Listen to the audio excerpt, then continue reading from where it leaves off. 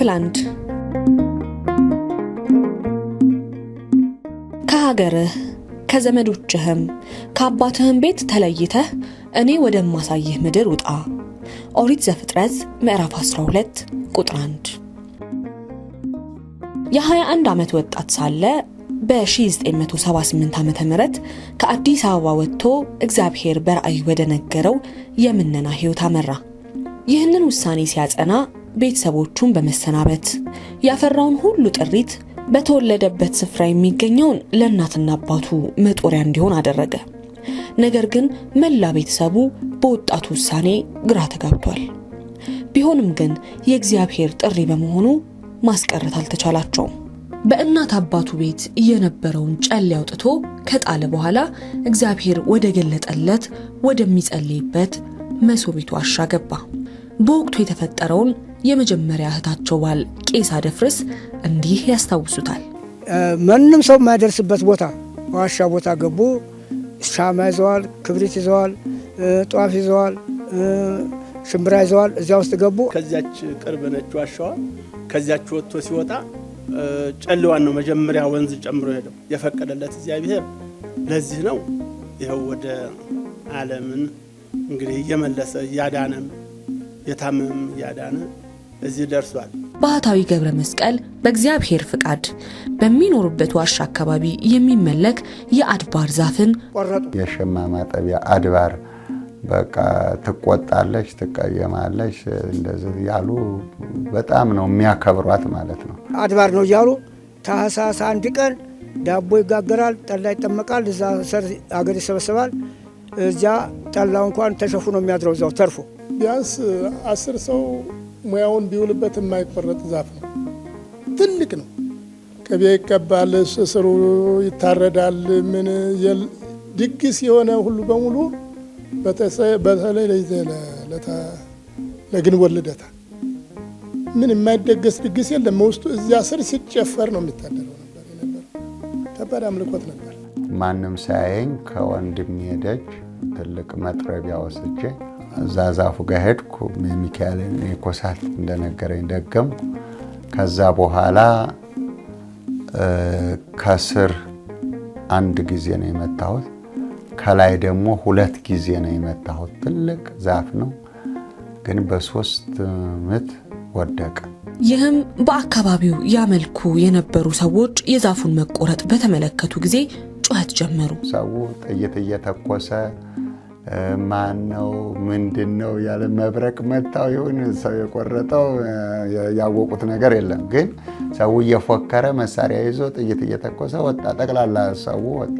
በዚህም ምክንያት ለመጀመሪያ ጊዜ ባህታዊ ለእስር ተዳረገ። ከወረዳው ፖሊስ ከደብረ ብርሃን ደግሞ ወታደሮችና ፖሊሶች በአንድ ላይ ሆነው ከዋሻ የመተው ያዙኝ ማለት ነው። ከ3 ወር እስራት በኋላ እመቤታችን በራእይ ተገለጸችልኝና ገብረ መስቀል ከዚህ እስር ቤት በ29 ትወጣለህ። ከዛ ባሶና ወረና ይባላል ፍርድ ቤቱ ደብረ ብርሃን። እዛ ፍርድ ቤት ሲያቀርቡኝ ፍርድ ቤቱ ደግሞ ናይ ስንፈልግ ትመጣለህ ለቀናሃል አለኝ። ልክ በ29 3 ሰዓት ስቀርብ በቃ ተለቀሃል ተባለ። በተጉለት አካባቢ ወደሚገኘው የያኔው ሳሪያ ቅዱስ ሚካኤል በአሁኑ ኩኬለሽ ዋሻ ማርያም ገዳም የሚባለው ቦታን አግኝተው ባህታዊ በእግዚአብሔር ፍቃድ ሊጸልዩ ገቡ። የመጀመሪያ ስማቸው ግራዝማች ኃይሌ ዳርጌ ይባላል። በአሁኑ ስማቸው ደግሞ አባ ኃይለ ጊዮርጊስ ይባላሉ። እና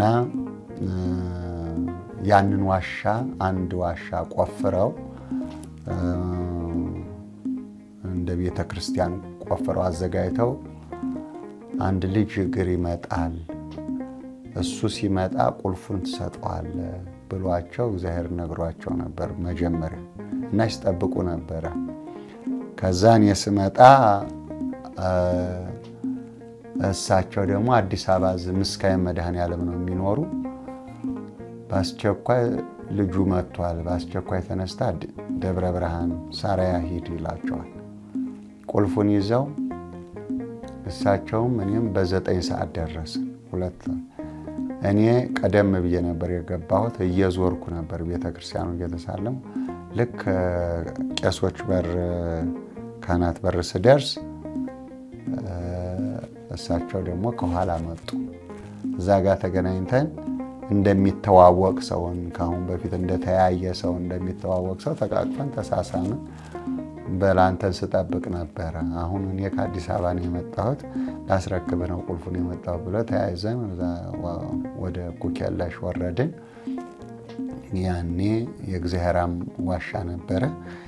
ከዛ ያችን አንዱን ዋሻ ቁልፉን ሰጡኝ። እዛ ገብቼ ከአንድ ነብር ጋር ቁጭ አልን ማለት ነው። እዛ በእግዚአብሔር ኃይል ከዳቢሎስ ጋር ውጊያና ተጋድሏቸውን ጀመሩ። 3 ወር ከጸለይኩ በኋላ እንግዳ መምጣት፣ እንደዚህ ማረፊያ ጸበል ማጥመቂያ፣ ከዛ ደግሞ ሌላ ቆፈርኩኝ ማለት ነው። ከዛ እንደዚህ ስንቆፍር የኩኬለሽ የማርያም ቤተክርስቲያን ቆፈርን፣ የስላሴ ቆፈርን። ከዛ ወደ ገብርኤል ስንደርስ እኔ ወጣሁ ከዛ ማለት ነው። ባህታዊ ገብረ መስቀል ኢትዮጵያን ሪቪው ለተባለ መጽሔት በሰጡት ቃለ ምልልስ እንደተናገሩት አጋንንትን የማስወጣትና በሽተኞችን የመፈወስ ስልጣን በተመለከተ በ1978 ዓ.ም በግንቦት ወር በደብረ ብርሃን ፖሊስ ጣቢያ ታስረው ሳለ እመቤታችን ቅድስት ድንግል ማርያም ህሙማንን የመፈወስ ሰይጣንን የማስወጣት ስልጣን ከትንሽ የእጅ መስቀል ጋር ሰጥቻለሁ፣ ዋሻ ሄደህ እንድታስጠምቅ አለችኝ ብለዋል። ለመጽሔቱ እንደተናገሩት 18000 ሰዎችን አስጠመቅኩ፣ በእግዚአብሔር ቸርነትም ተፈወሱ። 38000 የሚሆኑት ደግሞ ጨሌ ማስጣላቸውን 450 የሚጠጉ ሙስሊሞችን አስጠምቀዋል። የእስልምና እምነት ተከታይም ነበርኩ በጊዜው። ቤተሰቦቼም ከዛ በኋላ ሊጠመቁ ችለዋል። እኔ እምነቴም ያወቅኩት ምንነቴም ያወቅኩት በሳቸው። እዛው ዋሻ ሳለሁ ወደ ደብረ ብርሃን ከተማ ሂድ፣ ወንጌል አስተምር። ከዋሻው ወጥተው የምህላ ጸሎት እንዲይዙና ወንጌል እንዲሰብኩ ወደ ደብረ ብርሃን ከተማ ሄደው ከዚያም እንደደረሱ በማርያም ቤተክርስቲያን በመቃብር ቤት አረፉ። ይህን ራእይ ይዤ ከዋሻው ወጣሁ ወደ ደብረ ብርሃን ማለት ነው። ደብረ ብርሃን የአንሳስ ማርያም አስተዳዳሪ ነበሩ። እኛ ፈቃድ የሌለው ሰው እዚህ እንዲሰብክ እንዲያስተምር አንፈቅድም አሉ። እምቢ አሉ። የደብሩ አስተዳዳሪ ባለመፍቀዳቸው ባህታዊ አዝነው ሳለ አንድ አቶ ግርማ ጥላው የሚባሉ ሰው መጥተው ወደ ደብረ ብርሃን ደብረ ጽባህ ጎህ ቅዱስ ጊዮርጊስ ቤተክርስቲያን እንዲሄዱ ጠየቃቸው። እዚህ እንዳስተምር ምህላ እንዲይዝ የሰርክ ጉባኤ እንዲመሰርት አንሳስ ማርያም እግዚአብሔር አዞኝ ነው የመጣሁት ስላቸው፣ እዚህ እኔ ምግባባው ሰው የለኝም፣ ግን እዛ ደብረ ጽባህ ቅዱስ ጊዮርጊስ የሚባል አለ፣ እዛ እንሄድ አሉ። እሺ አልኳቸው። ወደዛው አቀኑ። የደብረ ጽባህ ጎህ ቅዱስ ጊዮርጊስ ቤተክርስቲያን የደብሩ አለቃና ካህናቱም ባህታዊን በደስታ ተቀበሏቸው። በዚያም ምህላና የወንጌል አገልግሎትን በመጀመር በርካታ ምዕመናን ጨሌና ክታብን እንዲጥሉ አደረጉ። የእግዚአብሔር አምልኮትንም አጠናከሩላቸው። በጥቅሉ 149,000 የሚጠጉ ሰዎችም ጨሌያቸውን ለመጣላቸው ምክንያት ሆኑ። ይህንንም መልካም ተግባር የተመለከቱት የሰሜን ሸዋ ሀገረ ስብከት ሊቀ ጳጳስ ብፁዕ አቡነ ኤፍሬም ባህታዊ ገብረ መስቀል ወንጌልን እንዲያስተምሩና ህሙማንን እንዲያስጠምቁ በ1981 ዓመተ ምህረት የፈቃድ ወረቀት ሰጧቸው።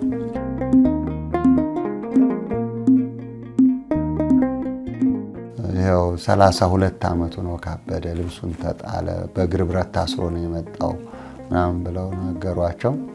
ከዛ ያለ ልብሱን ለብሶ እሳቸውን ጋር መስቀል ተሳለመ።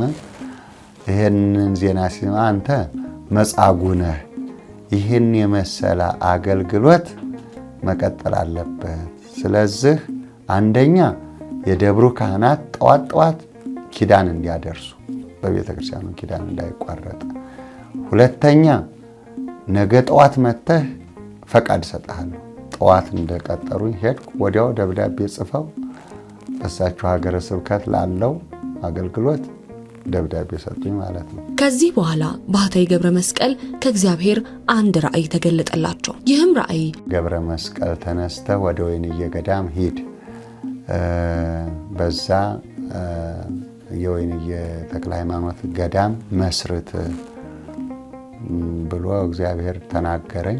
ባህታዊም ከሕፃን እስከ አዋቂ በሄዱበት ሁሉ ይወዳቸዋል። ሕዝቡን ተሰናብተው ወደ ታዘዙበት ሊሄዱ ሲዘጋጁ ሁሉም አዘነ። ነገር ግን እየመጣው ጠይቃቸዋለሁ ብለው ያዘኑትን ሁሉ አጽናንተው በዛ ሳሉ ከበሽታ ድነው የተከተሏቸውን ወንዶችና ሴቶችን አስከትለው ወደ ወይንዬ ተክለ ሃይማኖት ተጓዙ። እኔ እንግዲህ የምከተለው የእግዚአብሔርን ትእዛዝ ነው። ቁጭ በል ሲለኝ ቁጭ ማለት ነው። መታሰር ሲለኝ መታሰር፣ ሂድ ሲለኝ መሄድ፣ አስተምር ሲለኝ ማስተማር ነውና አሁን ወደ ወይንዬ ሂድ ተብያለሁ። እንግዲህ እዚህ ያሉት ካህናት፣ ምሁራን፣ መምህራን እንዲያስተምሩ። በዚያም በደረሱ ጊዜ በቤተ ክርስቲያን ቅጥር ግቢ በሚገኘው የመቃብር ቤት አረፉ።